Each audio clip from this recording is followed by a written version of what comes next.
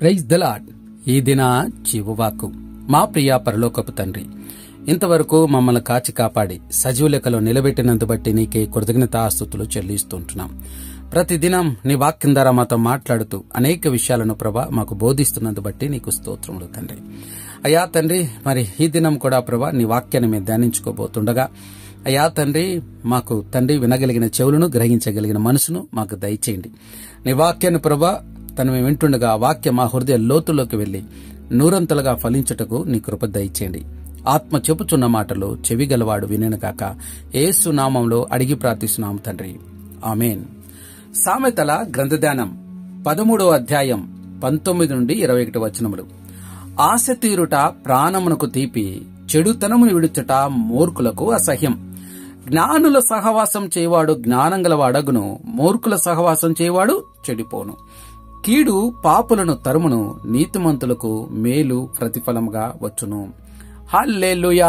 ప్రియమైన దేవుని కుమారుడా, కుమార్తె, 19వ వచనంలో 2 భాగాలు మన జీవిత లక్ష్యాలు మరియు దురాచారాల మధ్య ఉన్న వ్యత్యాసాన్ని చూపిస్తాయి. మన హృదయంలో ఉన్న మంచి ఆశయాలను నెరవేర్చుకోవడం ఎంతో తీపి అనుభూతిని ఇస్తుంది. ఇది భౌతికంగా కావచ్చు, ఉదాహరణకు ఉద్యోగం, కుటుంబం సంబంధించినవి, లేదా ఆత్మీయంగా దేవుని ఆశీర్వాదం పొందడం కావచ్చు. పాపములో ఉండి ఆనందంగా కనిపించిన దానివల్ల ఏ ఉపయోగం లేదు, అది నష్టమే తీసుకుని వస్తుంది. మూర్ఖులు తమ చెడుతనమును విడిచిపెట్టే స్థితికి రారు, అది వారి జీవితం మొత్తాన్ని నాశనం చేస్తుంది. సమూయేలు మొదటి గ్రంథం 1వ అధ్యాయం 10-20 చదివితే తన ఆశ నెరవేర్చుకోవడం కోసం ప్రార్థించిన హన్నా కనిపిస్తుంది. ఆమె ప్రార్థన అంగీకరించిన దేవుడు హన్నా కోరిక నెరవేరుస్తూ సమూయేలును పుట్టించి అతన్ని గొప్ప ప్రవక్తగా నిలబెట్టాడు. ఆశగున్న ప్రాణాన్ని తృప్తిపరిచే దేవుడు మనకున్నాడు. యోహాను సువార్త 8వ అధ్యాయం 44వ వచనం, అలాగే మత్తయి సువార్త 23వ అధ్యాయం చదివితే అక్కడ పరిసయ్యులకు దేవుని వాక్యం తెలిసిన తమ అహంకారం, పక్షపాతంతో యేసుని తిరస్కరించారు. నిజమైన ధర్మాన్ని విడిచి తాము నీతిమంతులను చెప్పుకుంటూ ఉన్నారు. వారి ఆశలు నిజంగా నెరవేరలేదు, ఎందుకంటే వారు దుర్మార్గాన్ని విడిచిపెట్టలేదు కాబట్టి. మన ఆశలు మంచివి ఉంటే, దేవుని చిత్తానికి అనుగుణంగా ఉంటే, అవి నెరవేరినప్పుడు అది జీవితంలో ఆనందాన్ని తెస్తుంది. కానీ పాప మార్గంలో ఉన్నవారు తమ మార్గాన్ని మార్చుకోకపోతే వారి ఆశలు వ్యర్థమవుతాయి. మన ఆశలు నెరవేరాలంటే మన మార్గం దేవునికి నచ్చేలా ఉండాలి. 20వ వచనం మన చుట్టూ ఉండే స్నేహితులు, సహచరుల ప్రభావం మనపై ఎంతగా ఉంటుందో స్పష్టంగా తెలియజేస్తుంది. మనం ఎవరి వెంట నడుస్తున్నామో వారే మన గమ్యాన్ని నిర్ణయించగలరు. పెద్దలు ఒక సామెత చెబుతూ ఉంటారు, 6 నెలల సహవాసం చేస్తే వారు వీరవుతారు, వీరు వారవుతారని. అంటే మనం ఇతరులతో చేసే సహవాసం మనపై ఎంత ప్రభావాన్ని చూపుతుందో అర్థం చేసుకోగలరు. మంచి స్నేహితులు, జ్ఞానవంతులు మన జీవితాన్ని ఉత్తమ మార్గంలో నడిపిస్తారు. వారి మాటలు, జీవనశైలి మనపై ప్రభావం చూపుతుంది. అది మానసికంగా, ఆధ్యాత్మికంగా అభివృద్ధిని కలిగిస్తుంది. కొరింథీయులకు రాసిన మొదటి పత్రిక 15వ అధ్యాయం 33వ వచనం, మోసపోకుడి, దుష్ట సాంగత్యం మంచి నడవడిని చేర్పుని సెలవిస్తుంది. అంటే మనం ఎంత మంచి భారమైన చెడ్డవారితో స్నేహం చేస్తే మన ప్రవర్తనలో కూడా దుష్టత్వంగా అనిపిస్తుంది. వారి దుష్ప్రభావం వల్ల మన ఆలోచనలు, నిర్ణయాలు నాశనానికి దారితీస్తాయి. దానియేలు గ్రంథం 1వ అధ్యాయం 10-20 వచనంలో దానియేలు, షద్రకు, మెషాకు, అబేద్గోనులు దేవునియందు భయభక్తులు కలిగిన ఈ 4 కలిసి జీవించారు. వారు సహజ్ఞానం, విజ్ఞానం కలిగిన వాళ్ళుగా బబులోను రాజు ఎదుట ఘనత పొందారు. సమూయేలు 2వ గ్రంథం 13వ అధ్యాయం 1-19 వచనంలో దావీదు కుమారుడు అమ్నోను కనిపిస్తాడు. అమ్నోనుకు యోనాదాబు అనే దుష్ట స్నేహితుడు చెడ్డ సలహా ఇచ్చాడు. ఆ సలహా కారణంగా అమ్నోను తన సోదరి తామారును లైంగికంగా బాధించాడు. ఫలితంగా దావీదు మరో కుమారుడైన అబ్షాలోము చేతిలో హతమవుతాడు. మూర్ఖుల సహవాసం చేసిన అమ్నోను పాడైపోయాడు. ఎవరు నీ స్నేహితులు అన్న ప్రశ్న నీ జీవిత దిశను తెలియజేస్తుంది. మంచి వాళ్లతో స్నేహం పెంచుకోవాలి. వారు దేవుని వాక్యం ప్రేమించే వాళ్లే ఉంటే మంచిది. చెడ్డ స్నేహితుల ప్రభావం ఎంతో ప్రమాదకరం. అది నీ అభిష్టాన్ని, నీ విశ్వాసాన్ని, నీ భవిష్యత్తును దెబ్బతీయగలరు. ఇక 21వ వచనం ఒక సత్యాన్ని తెలియజేస్తుంది. నడవడికను బట్టే ఫలితాలు వస్తాయి. దేవుని ఆజ్ఞలను నిర్లక్ష్యం చేసేవారు ఎక్కడికి వెళ్లినా వారి పాప మూలంగా వారు ఆపదలను ఎదుర్కొంటారు. భౌతికంగా, మానసికంగా, ఆత్మీయంగా. పాపం మన జీవితంలో శాంతి లేకుండా చేస్తుంది. అదే ఆపదకు మార్గం. దేవుని న్యాయ మార్గాలు నడిచేవారు మంచి ప్రయోజనాలు పొందుతారు. శాంతి, సమృద్ధి, దేవుని అనుగ్రహం వారికి మెండుగా ఉంటాయి. అది నిత్య జీవితం వరకు ప్రభావితం చేస్తుంది. సంఖ్యాకాండం 16వ అధ్యాయంలో కోరహు కుటుంబం మోసేకు వ్యతిరేకంగా నిలబడి దేవునికి తిరుగుబాటు చేశారు. ఫలితంగా భూమి నెరలు చీలి ఆ కుటుంబాన్ని మింగేసింది. అలాగే రాజులు 2వ గ్రంథం 18-19 అధ్యాయాలు చదివితే దేవుని మార్గంలో నడిచిన హిజ్కియా పొందిన విజయాన్ని చూస్తాం. సన్హెరీబు యెహోవా దేవుని తక్కువ చేసి మాట్లాడి హిజ్కియా మీదకి వస్తాడు. ధైర్యం కోల్పోక విశ్వాసంతో దేవుని సన్నిధిలో మొరపెట్టాడు. ఎవరూ తరమకుండానే దుష్టుడు పారిపోవును అన్నట్లుగా సన్హెరీబు పారిపోయాడు. ఎందుకంటే ఒక రాత్రి దేవుని దూత 1,80,000 మందిని సన్హెరీబు సైన్యాన్ని హతం చేస్తాడు. అతను తన దేవత గుడిలో ఉండగా తన కుమారుడు అతన్ని పొడిచి చంపేస్తాడు. పాపం వెంట పడితే అది చివరికి మన వెంట వస్తుంది. నీతిగా జీవించే వారి వెంట దేవుని దయ అనుగ్రహం ఉంటాయి. మన నడవడిక దేవునికి ఇష్టమైనదిగా ఉంటే మంచి ప్రతిఫలాన్ని చూస్తాం. కొన్ని తరాల్లోకి వెళ్తే దీవెనగా మారుతుంది. దేవుడు కొద్ది వాక్యం దీవించి ఆశీర్వదించునుగాక. ప్రార్థన చేసుకుందాం. మా ప్రియ పరలోకపు తండ్రి, ఇంతవరకు నీ వాక్యం ద్వారా మాతో మాట్లాడినందు బట్టి నీకు స్తోత్రములు ప్రభా. దేవా తండ్రి, ఆశ తీరుట ప్రాణమునకు తీపి, చెడుతనమును విడుచుట మూర్ఖుల అసహ్యమని అయా మీరు మాట్లాడిన మాటను బట్టి స్తోత్రాలు.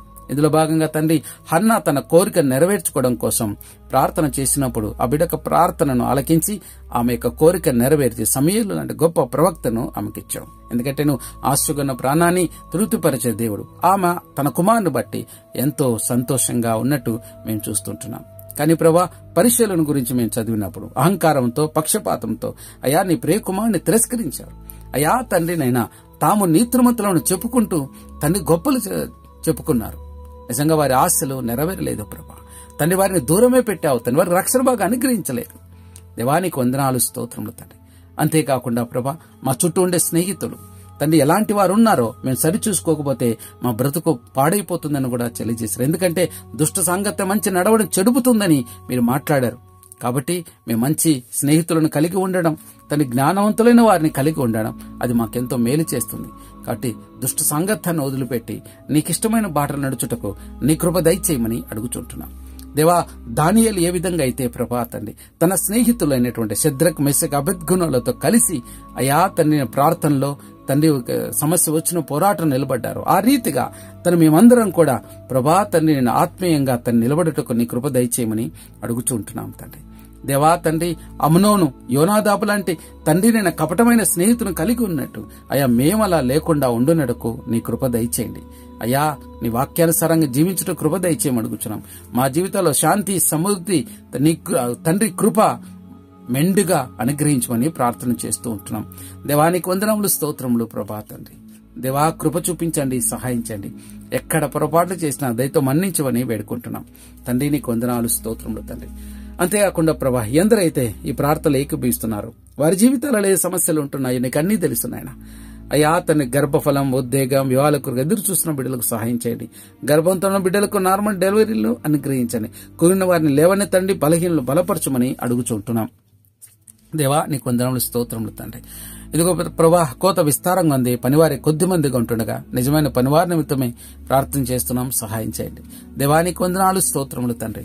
అంతేకాకుండా ప్రభా తండ్రి, అప్పుల పాలయ్యి అప్పుల నుంచి బయటపడలేక తండ్రి సూసైడ్ చేసుకోవాలన్నటువంటి ఆలోచనలు కలిగి ఉంటున్నారు వారిని కూడా విడిపించమని అడుగుచున్నాం. ఎందుకంటే నువ్వు నమ్మదగిన దేవుడు, ప్రేమించే దేవుడు కాబట్టి కృప చూపించమని అడుగుచున్నాం తండ్రి. నీకు వందనాలు, స్తోత్రాలు. కోత విస్తారంగా ఉంది, పనివారి కొద్ది మందిగా ఉంటుండగా నిజమైన పనివారిని ప్రార్థన చేస్తున్నాం, సహాయం చేయండి. దేవా నీకే స్తుతులు, స్తోత్రాలు చెల్లిస్తూ ఉంటున్నాం తండ్రి. నీకు వందనములు తండ్రి. అంతేకాకుండా ప్రభా, ఇదిగోండి సౌలు వలె కాకుండా ప్రభా తండ్రి మేము నీ మాటకు లోబడే వారంగా ఉండుట కృప దయచేయమని అడుగుచుంటున్నాం. అన్ని విషయాలలో నువ్వే కృప చూపించి నడిపించండి. పాఠశాలలు, కళాశాలలు, వైద్యశాలలు జ్ఞాపకం చేసుకుని నానావిధ రుణ చేత బాధపడుతున్న మొట్టని తాకని స్వస్థపరచమని అడుగుచుంటున్నాం తండ్రి. అంతేకాకుండా నాయన ఇంకా ఉన్న బిడ్డలందరినీ జ్ఞాపకం చేసుకోండి. దేవా కృప చూపించి నడిపించమని అడుగుతున్నాం. తన మానసికమైన ఒత్తిడిలో ఉన్న వారిని విడిపించమని అడుగుచుంటున్నాం తండ్రి. నీ కృప చొప్పున నడిపించమని అడుగుచుంటున్నాం తండ్రి. దేవాన్ని గొప్ప దేవుడు, నమ్మదగిన దేవుడు, మాకు చాలిన దేవుడు నీవే తండ్రి. నీకే స్తుతులు, స్తోత్రాలు చెల్లిస్తూ ఉంటున్నాం. దేవా నీకు వందనాలు, స్తోత్రములు తండ్రి. ఈ దిన జన్మదినాలు, వివాహ దినాలు జరుపుకున్న బిడ్డల నూతన నువ్వు ఇచ్చిన నూతన దయాకిరీటాలను బట్టి నీకే స్తుతులు, స్తోత్రాలు చెల్లిస్తూ ఉంటున్నాం. దేవా ఇదిగో ప్రభా, మరొక్కసారి ప్రభా నీ వాక్యాన్ని వినిపించినందు బట్టి నీకే కృతజ్ఞతాస్తుతులు చెల్లిస్తుంటున్నాం. నీ వాక్యపు వెలుగులో నడుటకు నీ కృప దయచేయమని అడుగుచూ ఉంటున్నాం. దేవా కృప చూపండి, సహాయం చేయండి. స్తుతి నీకు, మహిమ నీకు, ఘనత నీకు చెల్లిస్తున్నాం, సహాయం చేయమని అడుగుచుంటున్నాం తండ్రి. అవును ప్రభా తండ్రి నైనా తండ్రి, మూర్ఖుల వలె తండ్రి నైనా వివేకమును తండ్రినైనా విడిచిపెట్టే వారంగా కాకుండా జ్ఞానుల సహవాసను ప్రేమించే వారంగా, అయా కీడు పాపులను తరుముతుంది కాబట్టి నీతిమంతులుగా పిలువబడినటువంటి మేము తండ్రినైనా ఇదిగో నీకు ప్రతిఫలంగా ఇచ్చిన కృప దయచేయమని అడుగుచుంటున్నాం. దేవానికి వందనాలు, స్తోత్రములు తండ్రి. ఇదిగో తండ్రి, మరి ఈ దినమంతా కూడా నీ సన్నిధిని ముఖకాంతిని మా మీద ప్రకాశింపచేయమని వేడుకుంటున్నాం. దేవానికి వందనాలు, స్తోత్రములు. సమస్త స్తుతి మహిమ ఘనత నీకే చెల్లిస్తూ ఎనప్పుడు మా ప్రభు రక్షణ యేసుక్రీస్తును అడిగి ప్రార్థిస్తున్నాము తండ్రి. ఆమేన్, ఆమేన్, ఆమేన్.